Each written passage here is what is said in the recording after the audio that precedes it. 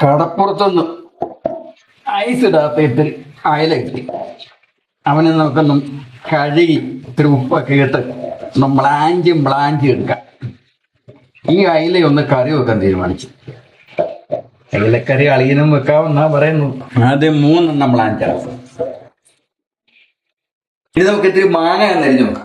അയലയാകുമ്പോൾ അല്പം മാങ്ങയും കൂടി ഉണ്ടെങ്കിൽ കറിക്ക് ഒരു കോൺട്രനാലിറ്റി ഉണ്ടാവും. അപ്പോൾ ഉള്ളി റെഡി. ഇനി നമുക്ക് ഇത്തിരി ഇഞ്ചി വെളുത്തുള്ളിയും കൂടെ ഒന്ന് ഇടിച്ച് റെഡിയാക്കണം. അതൊക്കെ ഏകദേശമൊക്കെ റെഡിയാക്കി വെച്ചിരിക്കുകയാണ്. ചട്ടി കരച്ചിട്ടില്ലേ? ചട്ടി ചൂടായ സ്ഥിതിക്ക് നമുക്ക് ഇനി അല്പം എണ്ണ ഒഴിക്കാം. നമ്മളെ വീട്ടിൽ തന്നെ ആട്ടിയെടുത്ത വെളിച്ചെണ്ണ കേട്ടോ.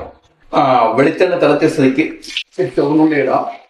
ഇഞ്ചി വെളുത്തുള്ളി, ഇനി അല്പം കറിവേപ്പില.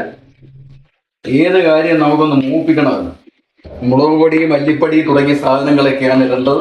ഒന്ന് മൂത്ത് കഴിയുമ്പോൾ ആവശ്യത്തിന് നമ്മൾ വെള്ളം ഒഴിച്ച് അയിലയെ നമ്മൾ മുഴുവനെയും ഇടും. ഇനി അല്പം ഉലുവ കൂടി ഇടണം. ആവശ്യത്തിന് വെള്ളം അങ്ങോട്ട് ഇട്ടു. ഞാൻ അയിലയെ മുഴുവനെ അങ്ങിടുക കേട്ടോ. മുഴുവനെ ഞാൻ നിൽക്കുന്നത് കേട്ടോ. എന്തെങ്കിലും കാണാനുണ്ടെങ്കിൽ ഇപ്പൊ കണ്ടോണം. എനിക്ക് മാത്രമേ ഉള്ളൂ കേട്ടോ 3. ഇടയ്ക്ക് നനക്കി കൊടുത്തെങ്കിലേ ആ ഉപ്പും പുളിയൊക്കെ അതിലോട്ട് പിടിക്കത്തുള്ളൂ. ഇനി ഒരു ശകലം ഉപ്പൂടൊന്ന് പിടിക്കാം. അപ്പൊ ഇത് പതുക്കെ ഒന്ന് അടച്ചു വെക്കാൻ പോവാണേ. അങ്ങനെ നമ്മുടെ അയലക്കറി ഏകദേശം അതിന്റെ ഫിനിഷിംഗ് പോയിന്റിലേക്ക് എത്തിക്കഴിഞ്ഞിരിക്കുകയാണ്. നോക്കാം. അയലക്കറി ശിങ്കാരക്കറി. കറിവേപ്പില ഒന്ന് മേമ്പടിക്കണം. കാണാനൊരു കുണ്ടനാലിറ്റി. അയലക്കറി തിളക്കുന്നൊന്ന് കാണണ്ടേ?